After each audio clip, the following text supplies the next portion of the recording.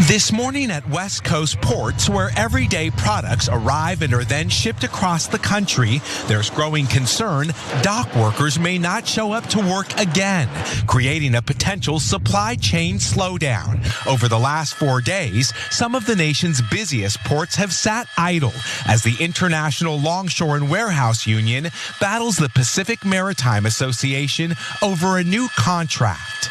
Now, that was about 2 weeks ago, and the ongoing labor dispute among port workers and the Pacific Maritime Association continues today. Now, that labor dispute is something that caught the attention of Republican lawmakers in the Senate, who are now proposing legislation to further dismantle and weaken labor unions that have to do with work at the ports, especially on the West Coast, where intentional labor slowdowns have hurt the bottom line for some of the major corporations that operate out of the United States. So the idea of this legislation is to essentially deter labor slowdowns at these ports, which again had occurred in the West Coast last year and to some extent continue today. Now, the legislation sponsored by Idaho Republican Senator Jim Risch would amend the National Labor Relations Act and the Labor Management Relations Act of 1947 to deter labor slowdowns and prohibit labor organizations from blocking the modernization of ports through automation. So that is one of the sticking points in these labor negotiations. The port workers and the unions representing them are trying to ensure that there are certain safeguards in place to prevent the automation of various jobs, and that is a reasonable thing to want to fight back against, because that means that people would lose their jobs to automation. Now, the bill, getting back to the legislation, co-sponsored by Republican Senator Ted Budd and Republican Senator Mike I'll say Crapo, would update the National Labor Relations Act to define a labor slowdown by maritime workers as an unfair labor practice. Under the proposed legislation, unions found in violation of the law would be subject to paying damages in an amount equal to 2 times the amount of damage sustained by their labor actions.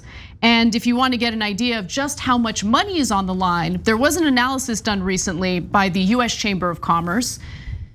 Considering it's from the US Chamber of Commerce, I would say that these numbers might be a little inflated, but no question there is a lot of money on the line. So if this legislation goes through, I want to give you an idea of how much the workers would be liable for if they were found guilty of unfair labor practices. During recent West Coast port issues, the US Chamber of Commerce estimated that a serious work stoppage at the ports of Los Angeles and Long Beach would likely cost the US economy nearly $500 million a day. It estimated a more widespread strike along the West Coast could cost approximately $1 billion per day. And should the workers be found liable for that, or the union representing the workers be found liable for that, they would essentially have to pay damages twice the amount that was caused by the either labor slowdown or work stoppage. Jake. Yeah, so look, this is actually a really significant story because this goes along with the trend that Republicans have been pushing and Democrats have not been fighting back against, with, as always, the notable exception being Bernie Sanders, where conservatives are now saying, no, corporations have to be guaranteed profits. And if labor costs them any money through a work slowdown or a strike, they have to give them the profits that the company would have made otherwise. That's insane. No one's ever heard of that before. That is not a standard. That would end all labor rights instantly. How the hell are normal longshoremen or anyone else going to pay for the billions of dollars in profits? And why are companies guaranteed profits? That's not a thing. That's not free market. That's not capitalism. That's the opposite of capitalism. You know what capitalism is? Supply, demand, etc. And when you have leverage, using that leverage. The bankers never hesitate to use their leverage. Lobbyists never hesitate to use their leverage. So in this case, when you tell me, hey, it could be $500 million to $1 billion a day, yeah, that's called leverage. And so those workers are saying, hey, if I'm that valuable, that apparently my work frees up $1 billion a day, then why don't you pay me? Exactly. Oh, wait, no, we can't do that. Wait, What do you mean you can't do that? You never say that when it's the bankers. Apparently you make plenty of money from this. Look, guys, this is against my interests because yes, I get it if they do a labor slowdown, it could create more inflation because of supply chain issues. Yeah, absolutely. It could cost all of us money, I get it. But they're just doing what any other profession, especially white collar professions, would do. And now they're gonna be barred by law from using their leverage as workers, as average American citizens, because of these incredibly corrupt politicians. So I wanna provide one caveat before we continue, because I am in complete solidarity with the workers here, and what these Republican lawmakers in the Senate are attempting to do is essentially do away with the one area of leverage that organized labor has, right? And that area of leverage is a potential strike. Those strikes tend to pressure the employers to engage in good faith negotiations and actually compromise with the workers, as opposed to exerting their authoritarian nature on the workers and forcing the workers to just take whatever deal they demand. There's one area of concern I have, and it has to do with medication, right? So unfortunately, because of how disgusting and corrupt the politicians in this country are, they have paved the way for outsourcing of the manufacturing of pharmaceutical drugs and medication that people need to stay alive. I am worried about the ongoing shortages that we're experiencing when it comes to drugs that people need. I'm worried that it'll be further exacerbated by a potential strike. I don't know how we would, maybe have a carve out or some solution to ensure that people are getting the medication they need. But aside from that, right? I don't really care about other products. I don't care about having to wait. I don't care about products costing more, because at the end of the day, these are organized workers who want to have good faith negotiations with the employers here. And it is very clear that these negotiations have not been engaged in good faith. And what they're asking for is what you would expect in any labor negotiation: better working conditions, better pay, and some safeguards when it comes to their jobs being taken away or destroyed as a result of automation, which I love every article referring to it as modernization of their jobs. Good sarcasm on that one, and I actually think that's the one thing they're not going to win on. We can get back to that, but guys, I got a solution for the medicine or whatever else that people really need to bring in. Hey, you guys with the suits on, go ahead, take the jackets off, take the ties off. There's a goddamn crates, you move them, okay? So there's 1,000 solutions. And guys, two things that are super important here. In all the articles, and I don't want to make that mistake on air here. In all the articles, they say, if the workers do this, it will cause this to the economy. No, the workers are saying that the company that is incredibly profitable is not taking the action they need to support their workers.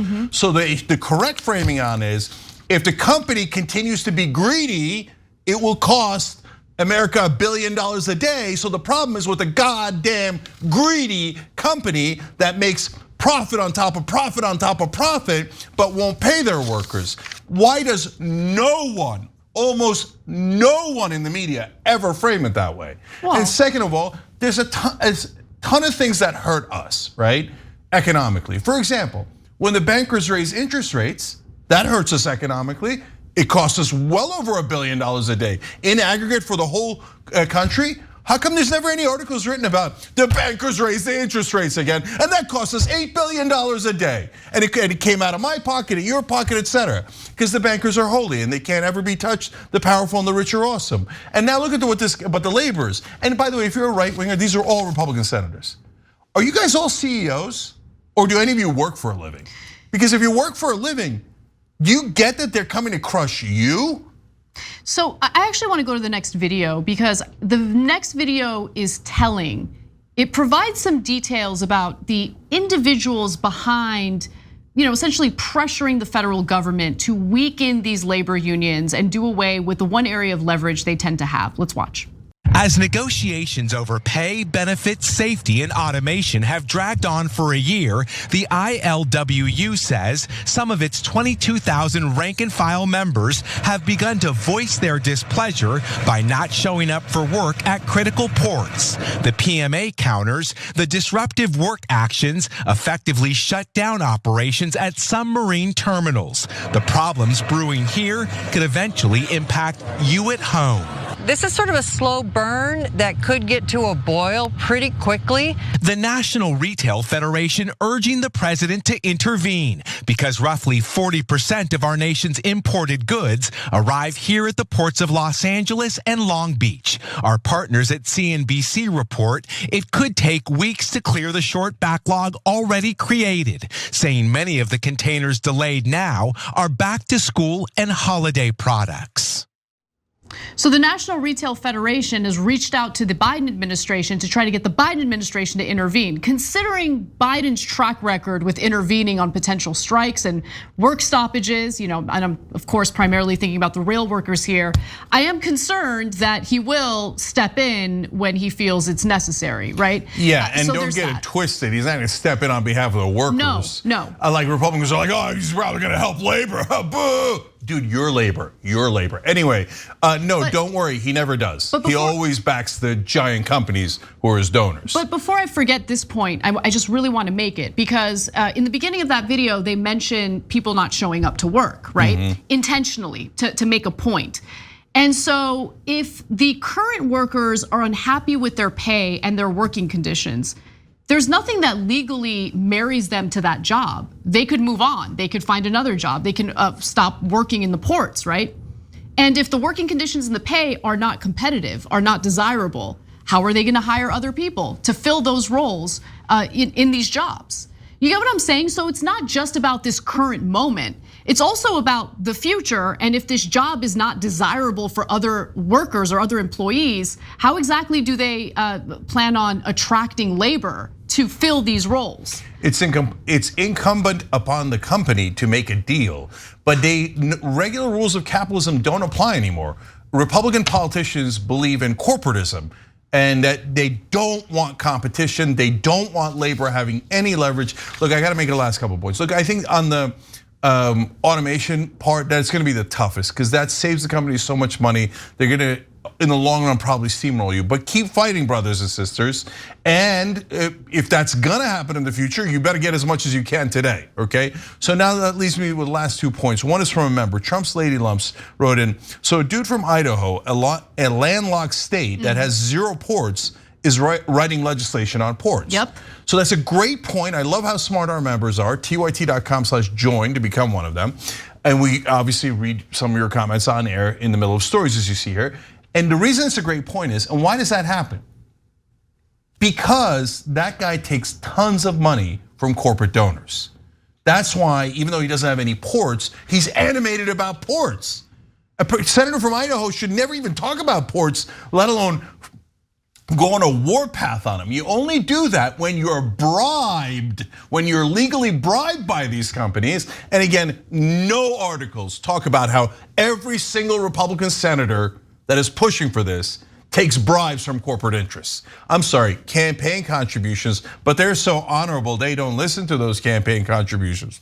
Wink. And by the way, now this Risch has taken it to the next level because he's saying not only do the workers owe the company their guaranteed profits, they owe twice the guaranteed profits. Twice as much, right? It's a deterrent, Cenk. It's all meant to intimidate the workers and prevent them from even considering a strike, because if this type of legislation passes, the Senate and the House, if it becomes law, that means they are now on the line. They are now liable to pay double the damages that were incurred as a result of that strike or that work stoppage. No one can afford that. No, of course not. That's just saying you can't strike anymore. You can't do these work stoppages. You can't do anything to fight back against companies. You must accept that corporations and big business rule you all. And guys, again, if you're a Republican voter and you think these politicians are on your side, you got a big surprise coming to you. After they're done talking about trans issues and M&Ms,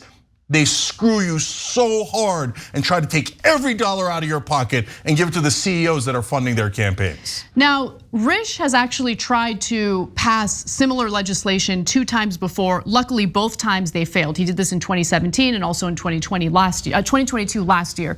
And so he's optimistic this time around because he claims that with the Republicans taking over the House, there's more appetite for this type of legislation. And do I think that the Senate would have the 60 votes necessary to pass this type of anti-labor legislation? I do think they have that. So we don't know that. But the only reason I'm not at all sure of that is because the union bribes the Democrats. So the unions bribe the Democrats and the corporations bribe the Democrats and the corporations bribe the Republicans. So that's why corporations have a 2-to-1 advantage and they almost always win. But when it's a core issue like this, the unions go, hey, this was the whole point of our campaign contributions. So you might have enough Democrats hold the line, but not for the right reasons, just because they're getting bribed from the other side. Thanks for watching The Young Turks, really appreciate it. Another way to show support is through YouTube memberships. You'll get to interact with us more. There's live chat emojis, badges. You've got emojis of me, Anna, John, JR. So those are super fun. But you also get playback of our exclusive member-only shows and specials right after they air. So all of that, all you gotta do is click that join button right underneath the video. Thank you.